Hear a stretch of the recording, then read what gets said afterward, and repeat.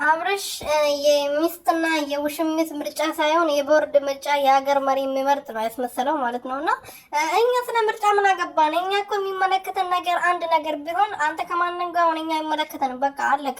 ሩቲም ራሷን ማስከበር ካለባት ራሷን ታስከበር። ሲጀምር ምርጫ ውስጥ መግባት የሌለባት ሴት ናት ምርጫ ውስጥ እያስገባት ያለው። ምርጫ ውስጥ ለምንድን ነው የምትገቡት እናንተ? ምን አይነት እንዴት ነው ክብራችሁ ዝቅ ያደረጋችሁት? ያቺኛ መጀመሪያም ክብር የላት። ክብር ቢኖራት ኖሮ መጣ ከወንድ ልጅ ጋር ከባለ ትዳር ጋር አትለጣጠፍም ነበር።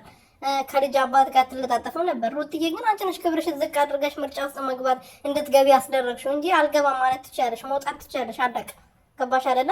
እና ማን ነው ምን ስለሆነ ነው በወንድ በሞላበት ሀገር እሱ በሁለት ሴት ዕቃ ቀይ እየተጫወተ አንዴ ደምረጥ አንዴ ደምረጥ የሚለው ለምንድን ነው ይሄን መብት የሰጣችሁት? እና እንግዲህ ዛሬ ደግሞ ማስረጃ ብሎ እንግዲህ አቤል ማስረጃ ይዞ መጥቷል ከሄርሜላ የምትባለው ሽልጥልጥ ጋር ማለት ነውና እስከ እንግዲህ ሰሞኑን ይቅርታ ጠይቄያለሁ ወደ ከነሱ ህይወት ወጥቻለሁ በማለት ሶሊያናን ይዞ መጥቶ ከሄርሜላ ከሩቲና ከኢፋ ጋር ተጣርቀናል።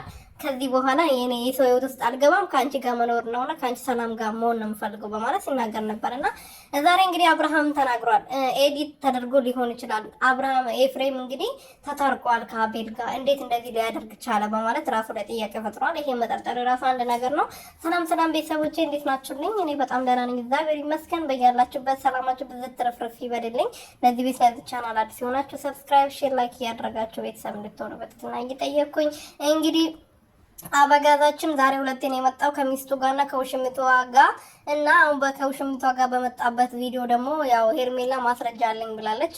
እንዴት እንዳገኘሽው ማወቅ እንፈልጋለን። እንግዲህ በድንገት ነው መታመሙን ያየሽው። ማስረጃውን ከየት እንዳገኘሽ ወይም ደግሞ በየሱን ከየት እንዳገኘሽ ነገ አብረን የምናይ ይሆናል።